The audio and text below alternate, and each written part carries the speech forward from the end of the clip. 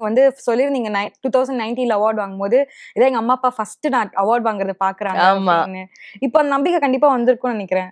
கண்டிப்பா அதுக்கு டெஃபினெட்லி விகடன் நம்பிக்கை ம். விருதுகள் ஒரு காரணம்.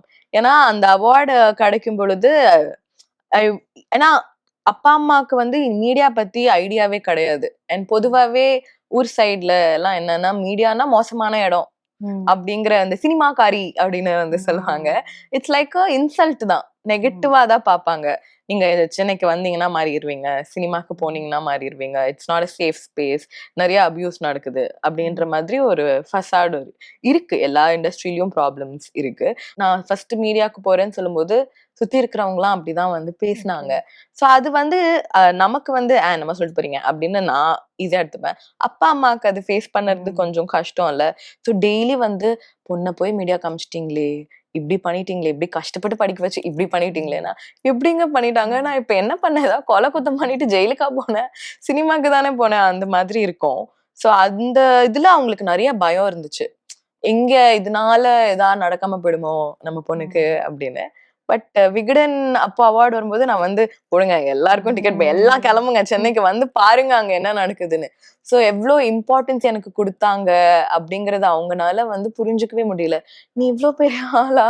உனக்கு எதுக்கு இத்தனை பேர் வந்துட்டு உன்னை எஸ்கார்ட்லாம் பண்ணி கூட்டிட்டு போறாங்க அப்படின்னு எனக்கே அது ஒரு பெரிய எக்ஸ்பீரியன்ஸா இருந்தது. அண்ட் ஸ்டேஜ் ஏறி அந்த அவார்ட் வாங்கினதும் they've realized இவ ஏதோ பண்றா, கரெக்ட்டா தான் பண்றா. அவளுக்கு கான்ஃபிடன்ஸ் இருக்கு. நம்ம தான் இவள நம்பாம போயிட்டோமேன்னு அந்த மொமெண்ட்ல அப்பா, அம்மா எவ்ரிபடி அப்பா, அம்மா, தம்பி 3 பேரும் வந்திருந்தாங்க. எல்லாரும் செம்ம எமோஷனல் ஆயிட்டாங்க.